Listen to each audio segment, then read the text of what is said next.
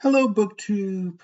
I have been struggling with what to do about the part of my library that I call classics, canonical, modern, and contemporary fiction, poetry, and drama. I'm of two minds, um, and I haven't come up with a solution. And I don't know if this video, if it's successful, will point me in a helpful direction.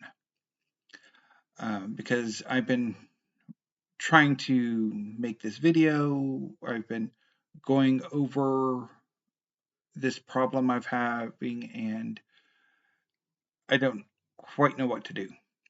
So, before I talk about my problem, let me define what I mean by classics, canonical, modern, and contemporary fiction, poetry, and drama. So, I use the term classics both to refer to the literature of ancient Greece and Rome, which is most properly called the classics. Um, but classics also refers to older works of literature, usually more than 100 years old. Now, does this term for classics also equate to to the canon, to the canonical works? Because, well, yeah, the canonical works that meet this criteria, that are over 100 years old, are classics, but are all classics canonical? Or are there some classics that may be hidden gems or not count? I mean, how exactly that works. Although thinking about it, maybe I should just drop canonical and just go with classics, modern, and contemporary. So moving on to modern. By this, I mean usually the literature of the 20th century.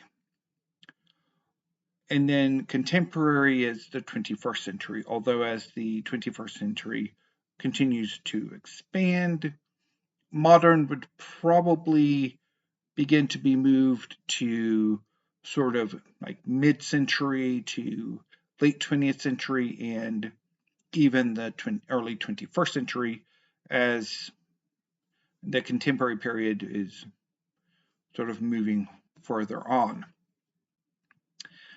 And by fiction, I mean both classic fiction and canonical fiction, but also in the modern and contemporary sense of uh, realistic fiction, literary fiction, whatever the hell that is, and fiction that isn't clearly one of the sort of genre fictions. So, mystery, science fiction and fantasy, Western, romance, anyone else I'm forgetting. Um, and then poetry and drama, I don't think really need much of an explanation. Uh, so my problem is that in the face of reality, in opposition to reality, I periodically have the thought that classics, modern and contemporary fiction, poetry, and drama should have a more prominent place in my library than reality warrants it. The reality is that I am not drawn to the classics. I have a shoddy, toxic, probably, reading relationship with modern and contemporary fiction. And I mean, even when I managed to finish it, how much did I actually really like it? I mean, it really does nothing for me. And okay, the poetry I'm enjoying, so more poetry, but drama I'm also having a few issues with. So the reality is that a bookcase is really enough. So that Now, that bookcase right here, that one my finger is covering or kind of slashing through, that probably should be enough for my classics, modern and contemporary fiction, poetry, and drama section. But I have a second bookcase, and I sometimes get a feeling it should be more than two bookcases. And I don't know why I get this feeling. I don't know if it's nostalgia for the fact that I was an English lit major, and during that period I did enjoy, or at least was better able to read, uh, the works in this category. If it's some form of ingrained snobbery that I'm just having a hard time kicking its butt out of my life or out of my whatever the hell it is. If it's perhaps maybe booktube, I don't know. And I don't have a solution.